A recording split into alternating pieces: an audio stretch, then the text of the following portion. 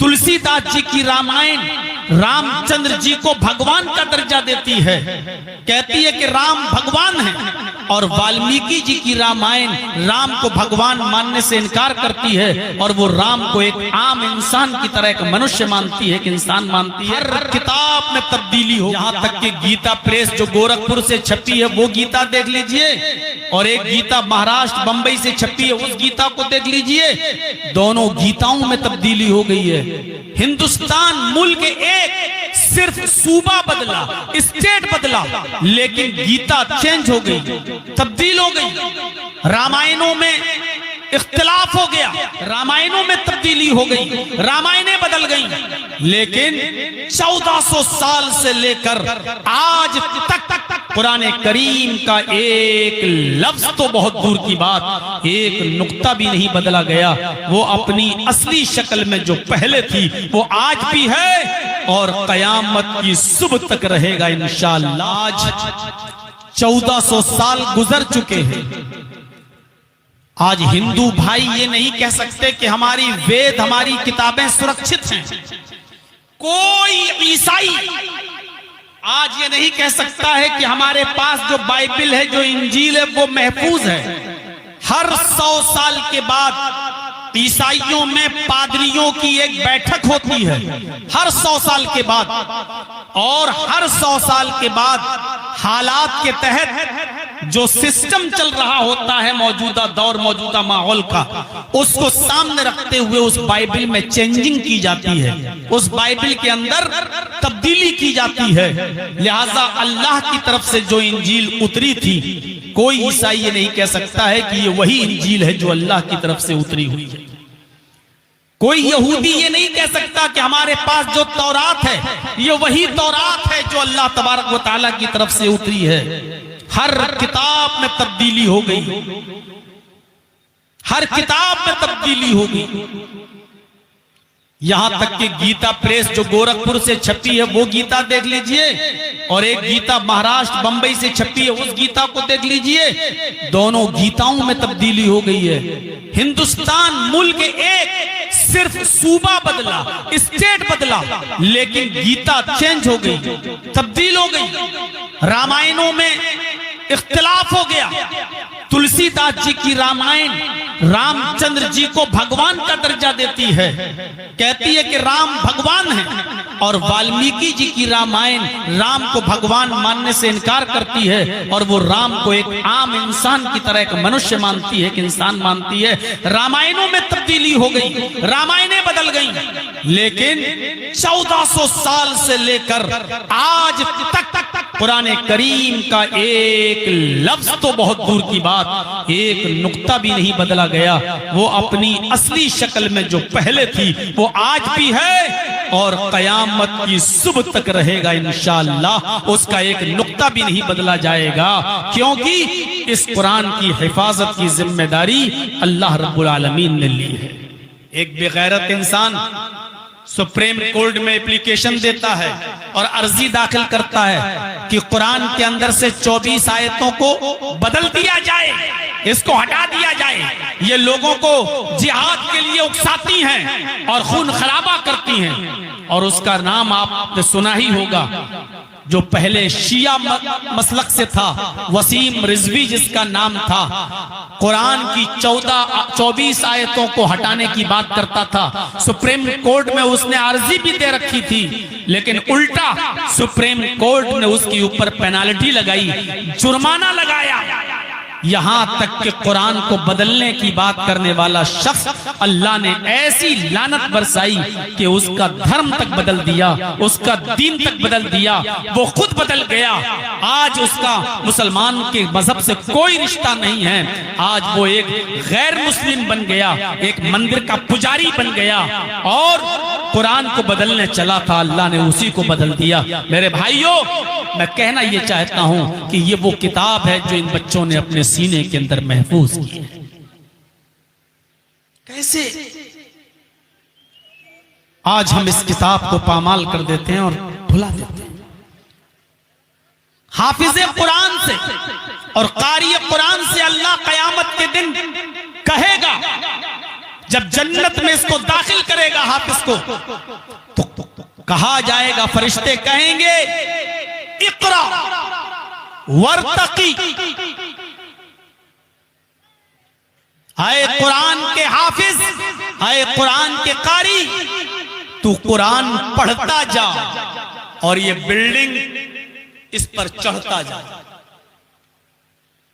इक़रा वर्तकी, पढ़ता जा और चढ़ता जा। तेरी आखिरी मंजिल वो होगी जहां तेरी जबान से निकलने वाली आखिरी आयत खत्म होगी। जहां तेरी आखिरी आयत खत्म होगी, वही महल तुझे रहने के लिए दे दिया जाएगा, वही महल में तुझे पहुंचा दिया जाएगा। ये हाफिज कुरान का मकाम मर्तबा होगा।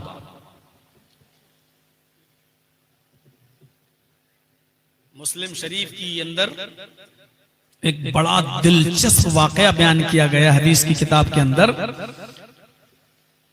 दुनिया में जो सबसे ज्यादा कुरान को पढ़ता होगा और तिलावत करता होगा, उसका मकाम देखिए कितना बुलंद है। अल्लाह के नबी फरमाते हैं कि जहन्नम से सबसे लास्ट में, सबसे आखिर में एक आदमी निकाला जाएगा। जहन्नम से सबसे आखिर में एक आदमी निकाला जाएगा, यानी वो सबसे बड़ा गुनाहगार होगा। और जहन्नम से जब उसको निकाला जाएगा तो उसके बाद जहन्नम बंद कर दी जाएगी और फिर कोई भी आदमी जहन्नम से नहीं निकाला जाएगा, यानी सबसे लास्ट आदमी होगा। ये आदमी कहेगा अल्लाह मुझे जहन्नम से निकाल दे। अल्लाह कहेगा ठीक है, मैं तेरी दुआ सुन लेता हूं, लेकिन जहन्नम से निकालने के बाद तू जन्नत का सवाल तो नहीं करेगा कि नहीं नहीं नहीं, बस अल्लाह तू बस जहन्नम से निकाल दे, यही तेरा बहुत बड़ा एहसान होगा मेरे ऊपर। अल्लाह उसको जहन्नम से निकाल देगा। जहन्नम के बाहर खड़ा होगा काला कलूटा, कोयले की तरह जलकर आया। जन्नती जब अपनी खिड़कियों से झांक कर देखेंगे तो कहेंगे ओह, ये तो जहन्नम से आजाद किया गया है, देखो कितना बदसूरत बदशक्ल काला कलूटा इंसान। ये कहेगा कि अल्लाह लोग मुझे चिढ़ा रहे हैं, लोग मुझे चिढ़ा रहे हैं, मैं तुझसे ये नहीं कहता हूं कि तू मुझे जन्नत में दाखिल कर दे। अय अल्लाह मेरी इतनी गुजारिश है कि इस माउल फुरात के अंदर पानी की इस नदी के अंदर तू मुझे नहला दे, गुस्ल दे दे। इस पानी से जब मैं नहा लूंगा तो मेरा रंग साफ हो जाएगा जैसे दुनिया में था। आय अल्लाह मैं थोड़ा सा अपना रंग वैसा करना चाहता हूं जैसे मैं दुनिया में था। अल्लाह कहेगा अभी तो तूने कहा था कि जहन्नम से निकाल दे, इसके बाद मैं कोई दूसरा सवाल नहीं करूंगा, अब तू दूसरा सवाल करने लगा। का अल्लाह बड़ी बदसूरती है, शक्ल खराब है, बस मैं तुझसे यही तो कह रहा हूं कि इसमें नहला दे मुझे। अल्लाह कहेगा चल तेरी ये बात भी मान लेता हूं, इसके बाद तो कुछ और नहीं मांगेगा। कहा नहीं। उस आदमी को उस नहर में गोता लगाया जाएगा, गुस्ल दिलाकर निकाला जाएगा। जब वो गुस्ल देकर निकलेगा, गुस्ल से पाक होगा साफ, तो उसका जिस्म पहले की तरह साफ हो चुका होगा, उससे भी अच्छा। खड़ा होगा, बैठ जाएगा। अचानक उसकी नजर एक दरख्त के ऊपर पड़ेगी, फलों से लदा हुआ वो दरख्त। भूख लगेगी इसको। आय अल्लाह क्या मैं इस दरख्त के पास जा सकता हूं, इसका एक आध फल तोड़कर खा सकता हूं? भूख लगी है। अल्लाह कहेगा तूने क्या कहा था, मुझे जहन्नम से निकाल, उसके बाद मैं कुछ और सवाल नहीं करूंगा। अब तू नहा भी लिया और अब दरख्त के पास जाने की इल्तिजा कर रहा है। कि अल्लाह मैं जन्नत में जाने की बात थोड़ी कर रहा हूं। आय अल्लाह मैं जन्नत में नहीं, बस मुझे इस दरख्त के पास पहुंचा दे। अल्लाह कहेगा अच्छा ठीक है, चल तेरी सुन लेता हूं, लेकिन इसके बाद कुछ और नहीं। अल्लाह तेरे इज्जत की कसम कुछ नहीं। अल्लाह कहेगा जाओ। जाएगा। हदीस के अल्फाज, वो एक फल तोड़ेगा उस दरख्त से और मुंह तक ले जाएगा, अभी खाएगा नहीं। उसको एक और दरख्त नजर आएगा जो इससे भी ज्यादा मीठे फलों से लदा हुआ होगा, इससे भी ज्यादा खूबसूरत होगा। ये फल वही छोड़ देगा दरख्त के पास। आए अल्लाह देख, मैंने इस दरख्त का फल खाया नहीं। अल्लाह कहेगा क्यों नहीं खाया? आए अल्लाह, मैं इस दरख्त का नहीं, उस दरख्त का फल खाना चाहता हूं, मुझे उस दरख्त तक पहुंचा दे। अल्लाह कहेगा नहीं, तू बार बार वादा खिलाफी कर रहा है। आए अल्लाह, तेरे इज्जत और जलाल की कसम, अगर मुझे उस दरख्त तक पहुंचा देगा तो फिर मैं और कोई चीज नहीं मांगूंगा। आए अल्लाह, अगर तूने मुझे उस दरख्त के करीब पहुंचा दिया तो तेरी रहमत में कौन सी कमी आ जाएगी, तेरा क्या बिगड़ जाएगा? अल्लाह कहेगा तू बार बार वादा खिलाफी कर रहा है। अल्लाह, तेरे इज्जत और जलाल की कसम, इसके बाद कुछ नहीं मांगूंगा। अल्लाह कहेगा अच्छा जाओ फरिश्तों, उसको पहुंचा दो वहां। हे भैया, आप लोग कब तक ये सब सेटिंग करेंगे? अब इजाजत दे देता हूं तो इसका मतलब ये नहीं कि अब आप लोग इतना वो करेंगे। एक बार सेट करिए और बैठ जाइए। अभी चाय वालों से कहो वहीं बेचे बाहर चाय, यहां हटाइए। आए फरिश्तों, पहुंचा दो उसको वहां तक, और याद रखना इसके बाद कोई और बात नहीं सुनूंगा तुम्हारी। का ठीक है। चला गया, उस दरख्त के पास जाएगा, फल तोड़ेगा, खाएगा। अभी आधा फल खाया हो, आधा बाकी होगा। अब उसकी नजर जन्नत के दरवाजे पर पड़ेगी। जन्नत के दरवाजे को देखकर ललचा जाएगा।